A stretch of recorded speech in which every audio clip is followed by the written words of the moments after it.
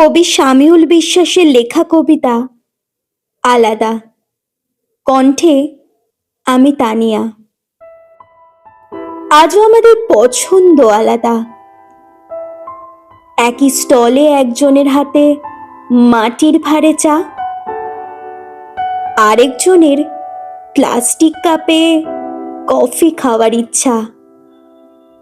আলাদা স্বাদ, আলাদা গন্ধ, আলাদা বাষ্পের ভাষা। তবু আলাদা আলাদা বাষ্পগুলোর অবাধ মেলামেশা। আজও আমাদের ইচ্ছেগুলো আলাদা। একজন গোনে রঙিন বিকেলে ফিরতি পাখির ডানা, আরেকজন ডাকে মেঘ বৃষ্টি না শুনে চাঁদের মানা।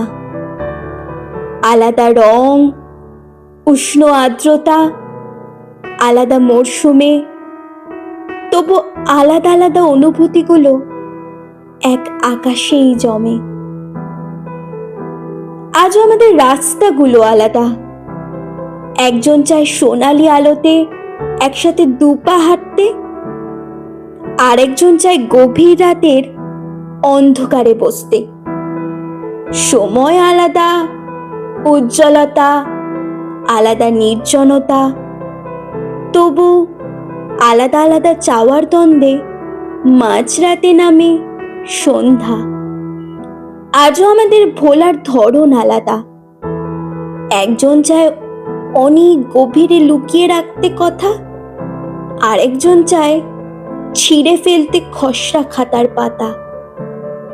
আলাদা শহর, আলাদা চোখ, আলাদা গভীরতা, তবু ঘুমের ঘোরে একই স্বপ্ন, ভাঙার কারণ আলাদা।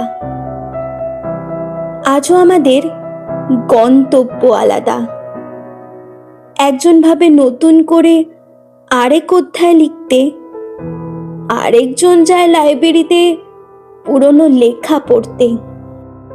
আলাদা প্রচ্ছদ, আলাদা গল্প, আলাদা রচনাকার, তবু শেষ পাতায় দুজনেরই একই উপসংহার।